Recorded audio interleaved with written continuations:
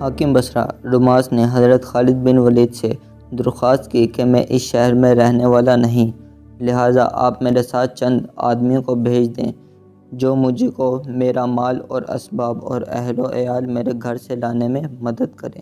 حضرت خالد نے چند آدمیوں ان کے ساتھ بھیجے۔ جب حاکم رماس اپنے گھر گئے تو ان کی زوجہ ان سے الجھ گئی۔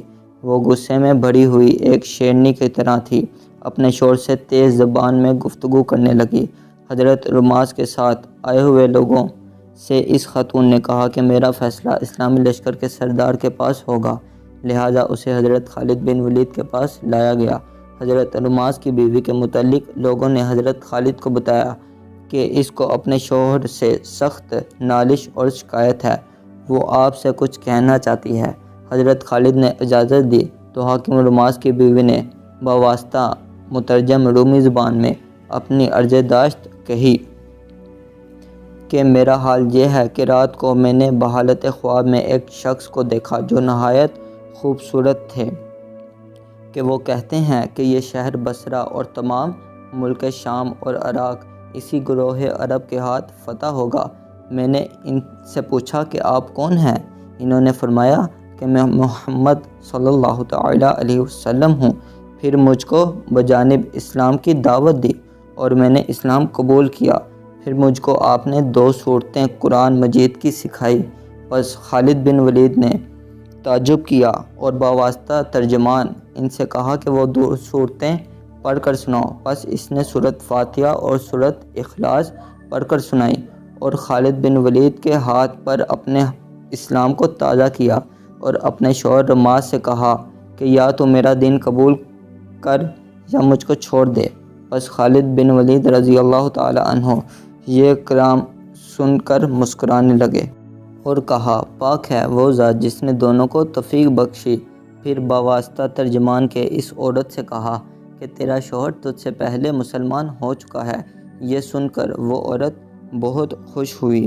حاکم رماس کی بیوی کو جب پتہ چلا کہ میرا شوہر بھی حلقہ اسلام میں شامل ہو گیا ہے تو اس کے مسرت اور خوشی کی انتہا نہ رہی، گویا وہ اپنی تقدیر پر ناز کرتے ہوئے اپنے آقا اور مولا صلی اللہ تعالی علیہ وسلم کی شکر گزار تھی۔ تو نے اسلام دیا، تو نے جماعت میں لیا، تو کریم ہے، اب کوئی پھرتا ہے عطیہ تیرا۔ حضرت خالد بن ولید رضی اللہ تعالی عنہ نے فتح بصرہ کے بعد اسلامی لشکر کو دمشق کی جانب کوچ کرنے کا حکم دیا۔ بصرہ سے دمشق جانے سے پہلے آپ نے حضرت ابو عبیدہ بن جراح کو خط لکھا کہ میں دمشق کی طرف روانہ ہو رہا ہوں، لہذا تم بھی اپنے لشکر جو آپ کے ساتھ ہے لے کر دمشق پہنچو۔ ایک خط امیر المؤمنین خلیفۃ المسلمین سیدنا ابوبکر صدیق رضی اللہ تعالی عنہ کو لکھا کہ آپ کے حکم کے مطابق میں ملک شام آیا اور اللہ تعالیٰ نے میرے ہاتھوں ارکا، سخنہ، حوران، تدمر اور بصرہ کو فتح کیا۔ اب میں دمشق کی جانب جا رہا ہوں۔ مذکورہ دونوں خط روانہ کرنے کے بعد حضرت خالد نے بصرہ سے کوچ کرتے ہوئے ایک گاؤں پہنچے اور ٹھہرے۔ اس گاؤں کو اب ثنیۃ العقاب کہا جاتا ہے۔ وہاں سے غوطہ نامی شہر کی طرف کوچ کی اور وہاں ایک ڈیر یعنی کھنڈر میں ٹھہرے۔ اب اس جگہ کو وزیر خالد کہا جاتا ہے۔ حضرت خالد نے اس مقام پر حضرت ابو عبیدہ کے انتظار میں توقف کیا یعنی ٹھہرے۔ دوسری جانب ہرقل بادشاہ بمقام اجنادین زبردست لشکر جمع کر رہا تھا۔ اسی اثنا میں اسے اطلاع ملی کہ بصرہ مسلمانوں نے فتح کر لیا ہے اور اب اسلامی لشکر دمشق کی جانب روانہ ہوا ہے، لہٰذا ہرقل بادشاہ نے دارالسلطنت انطاکیہ میں رومی لشکر کے سرداروں کی میٹنگ بلائی اور صورتحال سے آگاہ کیا۔ ہرقل بادشاہ نے کہا کہ شہر دمشق ملک شام کی بہت اچھی سلطنت ہے، اگر مسلمانوں نے دمشق بھی فتح کر لیا تو ہماری عزت اور شوکت کو بڑا صدمہ پہنچے گا اور ہمارے لیے مصیبت کا باعث ہوگا۔ میں نے مسلمانوں کے لشکر کی تعداد سے دگنی تعداد کا لشکر دمشق کے لیے تیار رکھا ہے، لہٰذا اب تم میں سے کون اس کی قیادت کا ذمہ اپنے سر لینے کو تیار ہے؟ جو شخص تم میں سے مسلمانوں کے لشکر کو شکست دے کر بھگا دے گا، اس کو میں وہ تمام شہر جو مسلمانوں کے قبضے میں ہیں بطور انعام دوں گا اور ان کا مالک بنا دوں گا۔ ہرقل بادشاہ کے دربار میں حاضر سرداروں میں سے ایک سردار کلوس نام کا کھڑا ہوا اور ہرقل بادشاہ کو اطمینان دلایا کہ میں اس کی مراد پوری کر کے ہی رہوں گا۔ ہرقل نے سونے کی ایک سلیب اس کو دی اور 5000 سواروں پر اس کو سردار مقرر کر کے دمشق کی جانب روانہ کیا۔ ہرقل نے جس سردار کو 5000 کا لشکر دے کر روانہ کیا تھا وہ سردار کلوس تھا، جس کی بہادری اور دلیری پورے ملک شام میں مشہور تھی۔ جب شاہ فارس کسریٰ نے ملک شام پر لشکر کشی کی تھی تو کلوس نے بڑی شجاعت اور مقابلہ کر کے شاہ فارس کے لشکر کو شکست دی تھی۔ کلوس 5000 سواروں کے لشکر کو لے کر انطاکیہ سے روانہ ہو کر حمص پہنچا۔ اس کی آمد کی خبر سنتے ہی اہل حمص نے اس کا شاندار استقبال کیا۔ حمص میں بھی کافی تعداد میں رومی سپاہی ہتھیار کے موجود تھے۔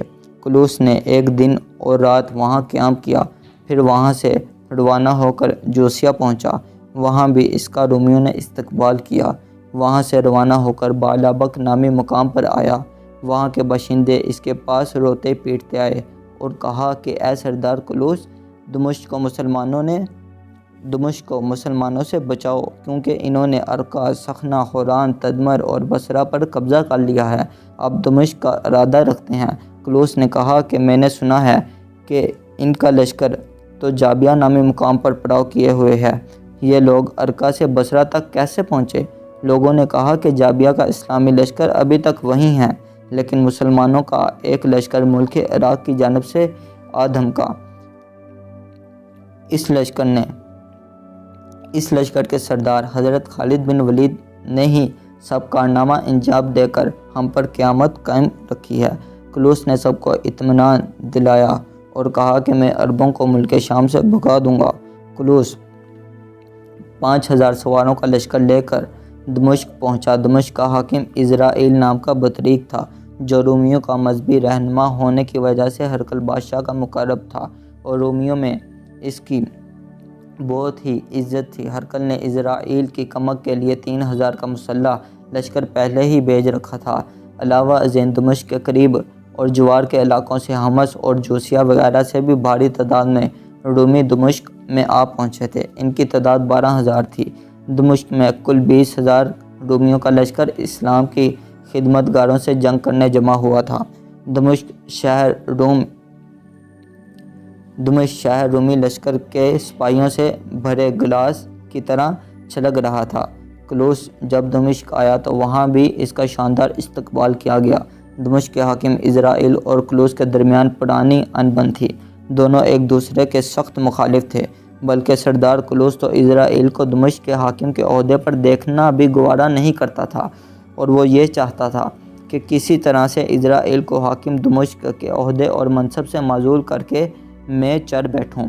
جب دمشق کے رؤسا اور امر اور اکابر کلوس سے بغرض ملاقات اور عربوں سے جنگ کرنے کے تعلق سے اس کی نظریات اور تدابیر کے امور میں گفتگو کرنے آئے تو کلوس نے اپنی بہادری کی شیخی مارنے میں آسمان زمین کے کلابے مار دیے۔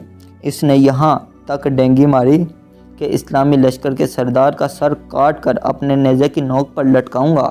کلوس کی ایسی شیخی بازی سن کر اہل دمشق کو دھارس اور ہمت بدی۔ وہ بہت خوش ہوئے اور اس کی بہادری اور شجاعت کے گن گانے لگے۔ کلوس نے اپنے دل میں حاکم دمشق عزرائیل کی بڑی عداوت بھر کر رکھی تھی اور وہ نکالنی شروع کی اور کہا کہ میں عربوں کو تو میں چٹکی بجا کر نیست و نابود کر سکتا ہوں، لیکن یہ کام اس امر پر موقوف ہے کہ تم عزرائیل کو اپنے شہر سے نکال دو، اور یہ کام میں اکیلا انجام دوں۔ میں نہیں چاہتا کہ عربوں کو بھگا دینے کا کام میری شجاعت کی وجہ سے انجام پذیر ہو اور عزرائیل خواہ مخواہ داد تحسین میں شریک ہو۔ اہل دمشق نے کلوس سے کہا کہ یہ وقت آپسی اختلافات اور جدال کا نہیں، ہمارے آپسی اختلافات اپنی جگہ برقرار صحیح، لیکن وقت کا تقاضا یہ ہے کہ ہم سب ایک ہو کر عربوں کا مقابلہ کریں، 2 کے بجائے 10 سردار کے ہاتھوں عربوں کو بھگانے کا کام انجام دیا جائے تو اس کو بھی سراہنا چاہیے۔ ہم سب اہل دمشق گزارش کرتے ہیں کہ تم اپنے آپسی اور ذاتی اختلافات کو بالائے طاق رکھ کر شانہ سے شانہ ملا کر عربوں کے خلاف جنگ کرو۔ اہل دمشق کی اس رائے پر کلوس خاموش ہو گیا اور کوئی جواب نہیں دیا۔ حاکم دمشق عزرائیل کو جب یہ پتہ چلا کہ سردار کلوس نے مجھے حاکم کے منصب سے معزول کرنے کی مہم چلائی ہے تو وہ بھی ضد پر اتر آیا اور سردار کلوس کی حمایت میں رہ کر اسلامی لشکر سے جنگ کرنے کا صاف انکار کر دیا۔ اختلاف نے طول پکڑا اور بات بڑھ گئی تو دمشق کے دانشوروں نے اس معاملے میں مداخلت کی اور با اتفاق رائے فریقین کی رضامندی سے یہ بات طے پائی کہ اسلامی لشکر کے سامنے ایک دن کلوس اور ایک دن عزرائیل لڑے اور جس کی باری کے دن اسلامی لشکر کو شکست ہو وہ دمشق کا حاکم بنے۔ بظاہر تو معاملہ رفع دفع ہو گیا لیکن دونوں کی قلبی عداوت بدستور قائم رہی بلکہ عداوت پورے شباب پر آئی۔ اب حضرت خالد بن ولید کے لشکر کی طرف آتے ہیں۔ حضرت خالد بن ولید بامقام دیر خالد میں پڑاؤ کیے ہوئے لشکر حضرت ابو عبید کا انتظار کر رہے تھے کہ انہوں نے دیکھا کہ دمشق کی جانب سے رومیوں کی فوج ٹڈیوں کی مثل آگے بڑھتی ہوئی آ رہی ہے۔ آپ نے فوراً اپنی زرہ کو پہن لیا اور اپنی کمر کو امامے سے باندھ کر بآواز بلند مجاہدوں کو پکارتے ہوئے فرمایا کہ اے توحید کے پرستارو، دشمنان دین تم پر آ پہنچے ہیں۔ اے حاملان قرآن، تم ان مشرکوں کو اپنی تلواروں اور نیزوں کی نوک پر لے لو، اللہ کے دین کی مدد کرو، بے شک اللہ تمہاری مدد فرمائے گا۔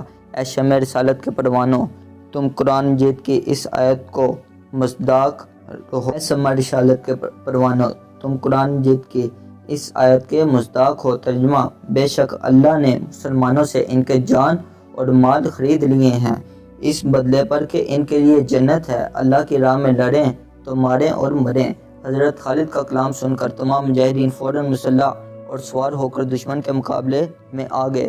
رومیوں نے دیکھا کہ مسلمان کا چھوٹا سا لشکر ہماری بڑی فوج سے خائف ہو کر منہ چھپانے کے بجائے سینہ سپر ہو کر جنگ ہوا ہے، لہٰذا رومی لشکر نے قلیل فاصلے پر توقف کیا یعنی ٹھہر گئے۔ اس دوران حضرت خالد بن ولید نے اسلامی لشکر کی صف بندی کی اور ترتیب کا کام مکمل کر کے دائیں جانب پر حضرت رافع بن عمیر طئی اور بائیں جانب پر حضرت مسعب اور دائیں بازو پر حضرت شرحبیل بن حسنہ، بائیں بازو پر حضرت عبد الرحمن بن ابی بکر، ساقہ پر سالم بن نوفل اور خود اپنے ساتھیوں کے ساتھ وسط میں ٹھہرے۔ اسی اثنا میں رومی لشکر بھی مرتب اور آراستہ ہو گیا۔ دونوں لشکر آمنے سامنے آ گئے، ایک طرف 20,000 کا رومی لشکر اور دوسری طرف 5,000 سے کچھ زیادہ اسلامی لشکر۔ رومی لشکر تعداد کے اعتبار سے 4 گنا، تاہم رومی لشکر کا ہر سپاہی حضرت خالد کے نام سے تھر تھر کانپتا تھا، لہٰذا رومی لشکر سے کوئی بھی لڑنے نہ نکلا۔ وہ اس انتظار میں تھے کہ دیکھیں کہ اسلامی لشکر سے کون لڑنے کو نکلتا ہے۔ حضرت خالد نے دیکھا کہ رومی لشکر سے کچھ بھی نہیں ہو رہا اور رومی سردار جامد ہو کر کھڑے ہوئے ہیں اور میدان جنگ میں کوئی نہیں آ رہا، تو آپ نے حضرت درار بن ازور کو حکم دیا کہ ان پر ٹوٹ پڑو اور اپنی تلوار کا مزہ چکھاؤ۔ حضرت درار بن ازور طویل قد و قامت اور سیاہ فام تھے، ان کی آنکھیں موٹی موٹی تھیں اور سیاہ اور کشادہ تھی، ہاتھ کے بازو شیشم کی مانند تھے۔ میدان جنگ میں وہ ذرا یا خود نہیں پہنتے تھے، صرف ایک پاجامہ پہنتے تھے اور باقی بدن ننگا ہوتا۔ ان کی ہیبت دار صورت اور بدن کی ہیبت دیکھ کر ہی دشمن لرز جاتا تھا اور ایک انجان خوف اس پر طاری ہو جاتا تھا۔ حضرت درار نے اپنی برق رفتار سواری کا رخ رومی لشکر کی طرف موڑا اور مثل بادر سرسر ان پر ٹوٹ پڑے، صفیں الٹ کر رکھ دی، کثیر سپاہیوں کو کاٹ ڈالا۔ ان کی شمشیر زنی کا یہ عالم تھا کہ دیکھتے ہی دیکھتے ایسا محسوس ہوتا تھا کہ سوکھی لکڑیوں کے ڈھیر پر آڑا چڑھ رہا ہے۔ رومی لشکر میں ہلچل مچ گئی، سواروں کی گردنیں کٹ کر ایک طرف اور دوسری طرف گرتی تھی۔ پیدل فوج کی طرف رخ موڑا تو ایک گرداوے میں 6 پیادہ سپاہیوں کو خاک اور خون میں ملا دیا۔ رومی لشکر کا ہر فرد ان کی سرعت اور مہارت جنگ دیکھ کر حیرت زدہ تھا۔ کسی میں اتنی ہمت اور حوصلہ نہ تھا کہ قریب جا کر وار کرے، لہٰذا تیر اور پتھر برسانے شروع کیے۔ حضرت درار اسلامی لشکر میں واپس آئے۔ حضرت خالد نے اب حضرت عبد الرحمن بن ابو بکر صدیق رضی اللہ تعالی عنہ کو میدان میں اتارا وہ بھی حضرت درار کی مانند رومی لشکر میں کہرام مچا کر واپس آئے۔ پھر حضرت خالد بن ولید بذات خود میدان میں آئے، نیزہ بازی اور شمشیر زنی کا فن دکھا کر رومیوں کو تعجب میں ڈال دیا۔ حضرت خالد اپنے گھوڑے کو گھماتے اور میدان میں اپنی شجاعت کا مظاہرہ کرتے تھے۔ رومی سردار کلوس آنکھیں پھاڑ پھاڑ کر حضرت خالد کی جنگی مہارت دیکھ رہا تھا۔ اس نے گمان کیا کہ یہی مسلمانوں کے سردار معلوم ہوتے ہیں۔ حضرت خالد میدان میں گھومتے ہوئے پکار پکار کر لڑنے والا طلب کرتے تھے، لیکن مقابلے کے لیے ایک بھی مائی کا لال نہ نکلا۔ اتفاقاً حضرت خالد اور سردار کلوس کی نظریں چار ہوئیں۔ دونوں نے ایک دوسرے کو دیکھا۔ کلوس نے سمجھا کہ میرا لباس اور سامان جنگ دیکھ کر حضرت خالد نے مجھے پہچان لیا ہے کہ میں ہی لشکر کا سردار ہوں اور وہ مجھ پر حملہ کرنے آ رہے ہیں، لہذا وہ لشکر کی صف اول سے پیچھے ہٹا اور لشکر کے بیچ میں گھسنے کی عجلت کرنے لگا۔ تو دوستو، یہ تھی ہماری آج کی ایپیسوڈ۔ اس ویڈیو کو لائک کریں اور کمنٹ کرنا نہ بھولیں، اور اگر ابھی تک آپ نے ہمارے اس چینل کو سبسکرائب نہیں کیا تو سبسکرائب کر لیں اور بیل آئیکن دبا کر